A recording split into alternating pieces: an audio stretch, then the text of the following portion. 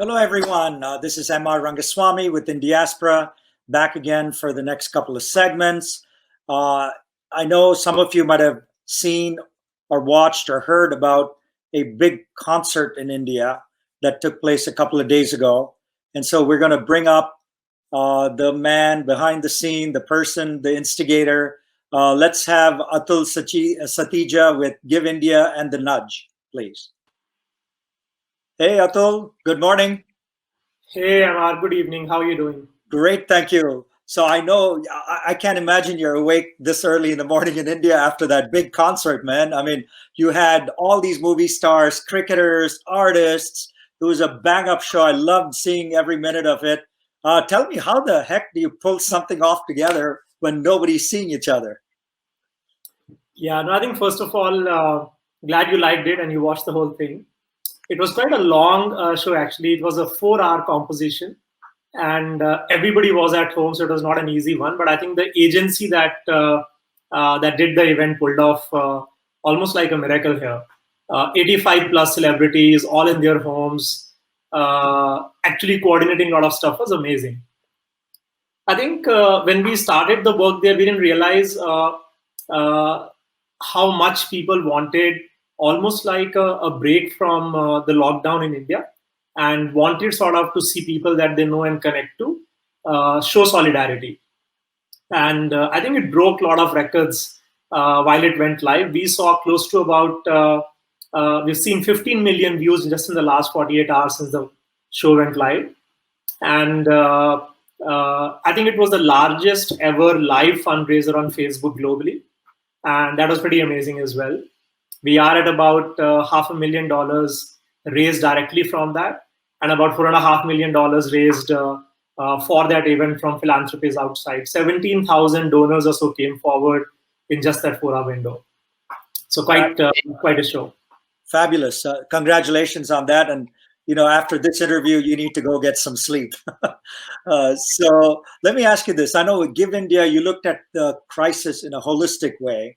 So can you share your thoughts? I know you have 4 work streams you're giving to, and can you just explain to all of us how you're doing this? Yeah. So Amar, I think around 22nd of March is when we started working on it. And the first thing we did is set up a couple of missions online. One was directly to provide the cash relief to the people who lost their livelihoods and hence income. Along with that, we realized a lot of people who are not at home are not able to exercise social distancing. They live in very dense communities. So this luxury of keeping distance is not really available to them. So just being able to give them resources so that they can exercise some hygiene and sanitation is important. So prevention kits is also something that we started providing. We realized that everybody was so deeply connected to their domestic helps and drivers and cooks and people who support us every day in cities, that the cash relief program took off really well. A lot of people came forward and started donating to that. But I think as we went deeper into the lockdown, we realized that there are other sort of areas of work that we were not focusing on early on. Hunger and food became a very, very big problem here. And I'm very glad that you guys are championing that cause with Feeding America in US and Goonj in India. And Goonj is a long-standing partner for Give India. So really glad to see that support coming. That's the third thing we're doing here. And then as the number of cases in India are rising, we realize that there's a huge last mile inefficiency of PP kit availability in India.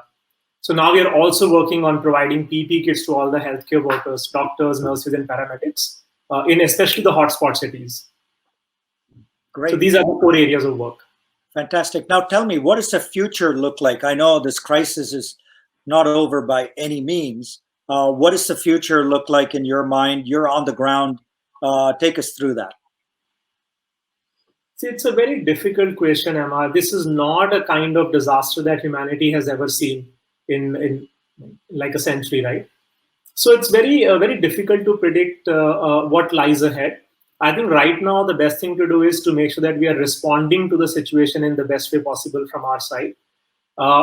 We do know that in India, for example, all the developmental progress we've made in the last decade, every year's progress we are losing in days and weeks, which means there's a huge amount of work that is pending in front of us to get people back on their feet. The savings that families had done over 5 years, 7 years, 10 years are all gone now. So there is a rehab, there's a recovery phase that will start after this, building resilience after that. And this entire rehabilitation is a 3 to 5 year project, no matter how fast we are able to come out of this. So we are, from a GiveIndia lens, gearing up for, how do you kind of do this together, working with communities, especially where the sources of migrant workers are, UP and Bihar and Jharkhand and communities like that. So we are preparing for that phase as we speak. Thank you, Atul, for waking up early and talking to us. And for those viewers of our show here, if you're not one of the 15 million people who have seen I for India, or you want to see it again, it's still available. And so we encourage all of you to go take a look. And Atul, once again, thank you for being a great partner to ChaloGive and in Diaspora. Take care.